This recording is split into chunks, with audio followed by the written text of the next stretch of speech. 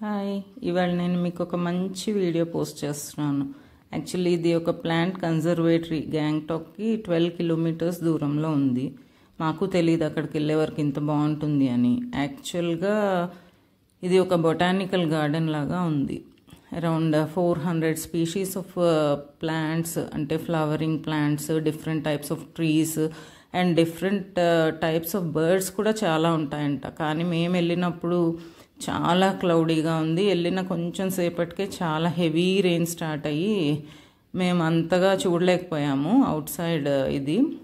అది open garden, చాలా బాగుంది. మెయిన్లీ ఫ్లవర్స్, రోడోడెండ్రాన్స్, ఇవి చూసారా, ఈ బ్లూ కలర్వి hydrangeas, different type of orchids ఉన్నాయి, అజీలియాస్, మ్యాగ్నోలియాస్, డే లిల్లీస్ ఉన్నాయి, డైజీస్ ఉన్నాయి.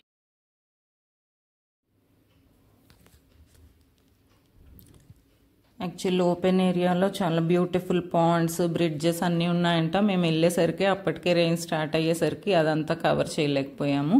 ఈ ఓపెన్ ఏరియాలో బ్యాక్ డ్రాప్లో హిమాలయాస్, ఆ క్లౌడీ ఏరియా, క్లౌడీ వెదర్, నిజంగా అది డిస్క్రైబ్ చేయడానికి అవ్వదు. మనం ఫీల్ అయితేనే కానీ. మీరు గ్యాంగ్టాక్ వెళ్తే మాత్రం ఈ ప్లేస్ మాత్రం మిస్ అవ్వకండి. నేచర్ లవర్స్కి it's best place to visit.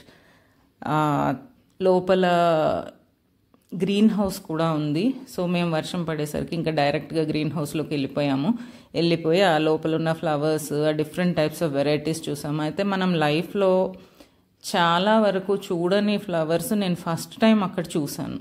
కొన్ని అయితే పేర్లు తెలీదు, కానీ వాటి బ్యూటీ మాత్రం మర్చిపోలేం లైఫ్లో. అక్కడ ఒక లోపల గ్రీన్ హౌస్లో కాయ్ ఫిష్ కూడా వేసి ఉంచారు.